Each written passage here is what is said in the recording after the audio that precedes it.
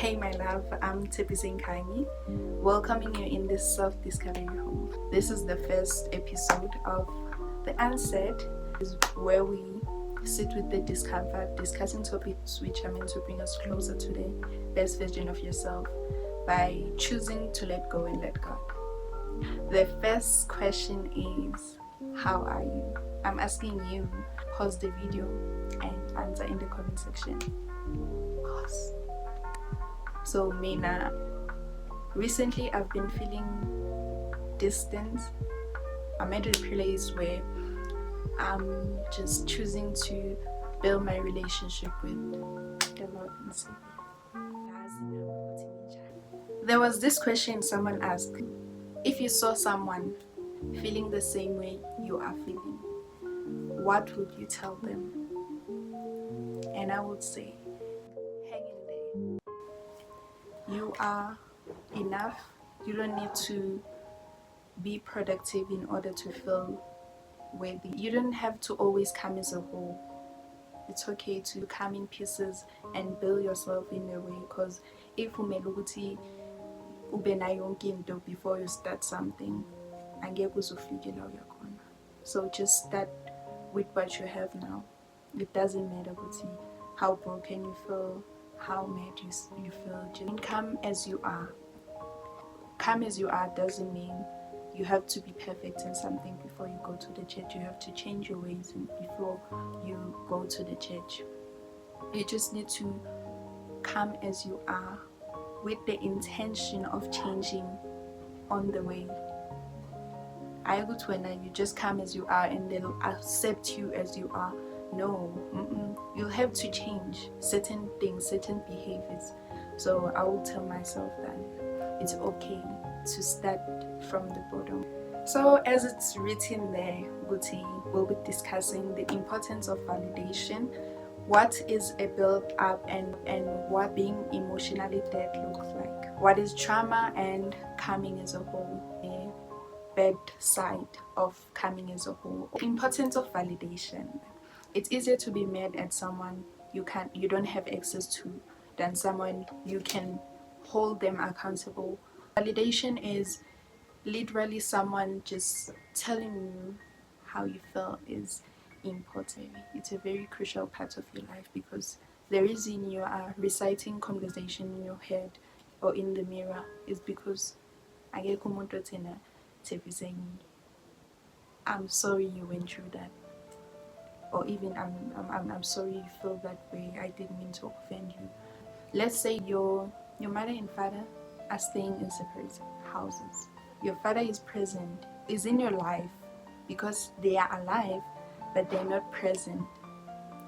Because you can hold your mother accountable and your mother knows every version of yourself, the met tepising, the said tepising, the mood tepising, every version of yourself, your mother knows it. Even if you don't like something they did, you are able to say, and then they say their copies. That is validation, and that's why you get very, very, very mad at the father that is being on your life but not present, because you are unable to hold them accountable. They are unable to validate you and say, I'm sorry you feel this way, because the relationship it's inconsistent. It's like umuntu when they come into your life and one day they happy, sasa they acting up, sasa they treat you this way, treat you that way. They are a different person every time and you don't know which one you will get. So it's very, very easy to be mad at that person. It's what creates trauma, which is a conversation we'll be discussing.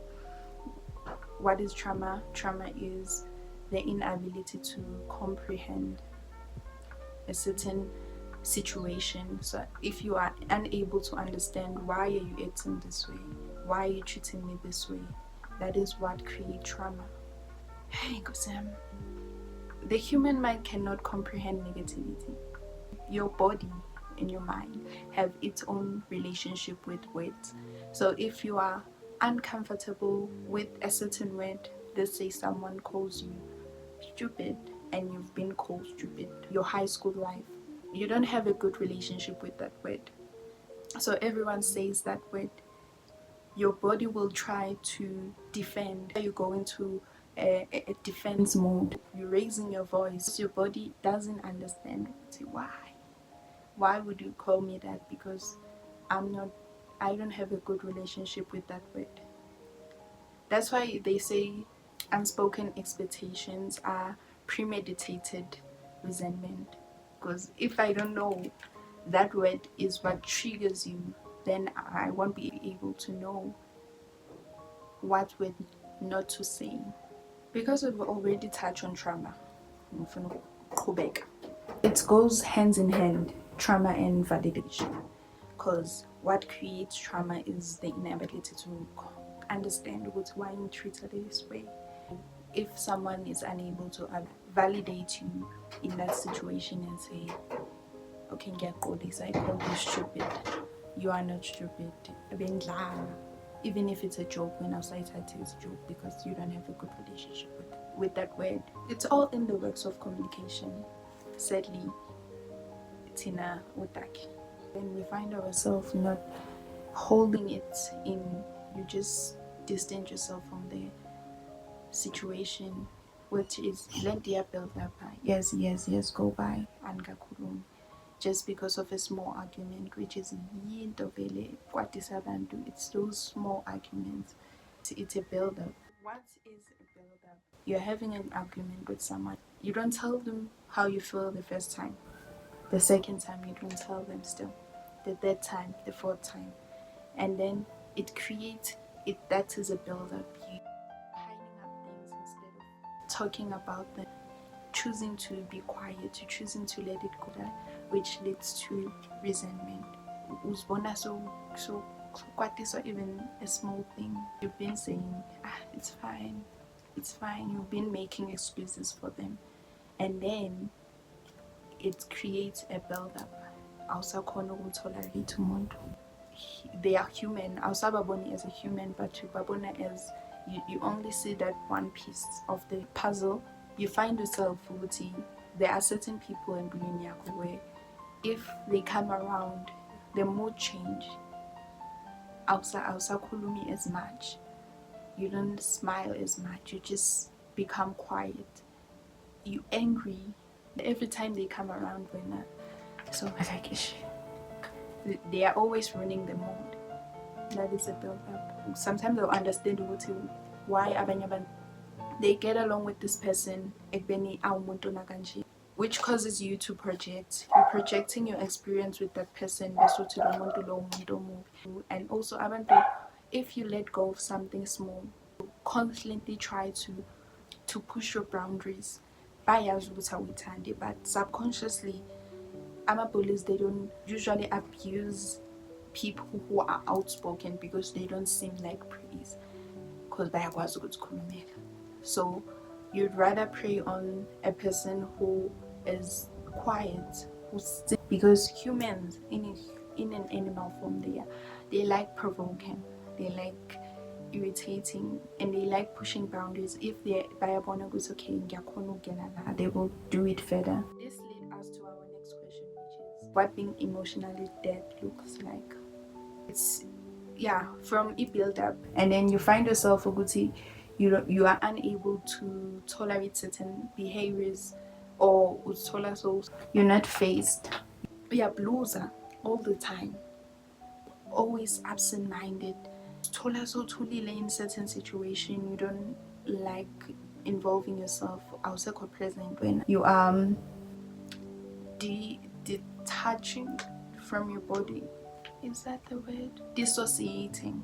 You find yourself dissociating in certain situations. You are emotionally dead. Every time something triggers you, you just shut down. That is being emotionally dead. You don't care. You just don't care. No matter what happens, you're like, that's life. That is sad. The next question, which is what is coming as a whole? Negative sides of always feeling like people are always playing with you, they're always playing in your head. It can lead to you being emotionally dead, or it also can lead you to always wanting to come as a whole. Coming as a whole is someone who always wants to be the best version of themselves. It's not a bad thing, but it's also not a good thing. Always wants to be the perfect type. You're overworking yourself. Omofika endaweni, you always want to look good. Always dolo without your hair comb, without bathing. You always want to be perfect. You always want to be good at something. And then if you're not good at something, you feel inadequate. You don't feel good enough. You feel unworthy because how dare I can't draw. How you always want to know everything. Even no matter who's a question, you just don't know how to say angas. You don't know how to read a room, and when you a rich aunt, so you don't get your hand dirty. Those people, that is a build up of a trauma. It's self-preserving. You have a main character mentality. Okay, I don't want it to be too long, so I'm gonna cut it. This is the last segment, which is me sharing the verse of the day. Okay, so get yourself this. Get yourself this. Yeah, the only food that matters is this. I wanna read you Proverbs 3 verse 5. I've been struggling with trust in a form of trust ukuthi everything will be fine, I will get there, I should have this by now, I should be here in life. But you don't trust God ukuthi uzoprovide. Just like this is taking too long, you've been waiting. Conversely, I used to love Yaga Peter, where God was walking on water and then Peter started walking on water also. There was a wind and Peter started being afraid, and then God said, your faith is small, you don't trust me because but now sekufika ifungufungu ezingasho lutho, suddenly you're scared, you don't trust me. So yeah, I've been struggling with trust. So if I don't feel good, if I don't feel like things are going fine, I look at this verse and I'm like, trust in the Lord with all your heart and lean not on your own understanding. In all your ways submit to Him and He will make your path straight. Zwilek. It is a very straightforward verse. If you could read this verse every day, I think nothing will shake you. You'll feel like something's not going well, and then you're like, this is who I'm putting my trust in. I'm choosing to trust this man because look how far we've gone. Look, and I'm proud of me. And you should be proud of you. Anyways, guys, thank you for watching. Do not forget to like, comment how you're feeling. How are you, Uncle Frank? Share with everyone so that my audience can be broader. It's a win-win situation. I'm sure we understand each other. Turn up your notifications so that if I post the video, you are able to see it and be the first person to comment. I love you guys, and God loves you. When Jesus says yes, nobody can say no. Need them, you do. You can live with this. Get the only food that matters. Idla uzo suta there. This is hard. Okay, next one.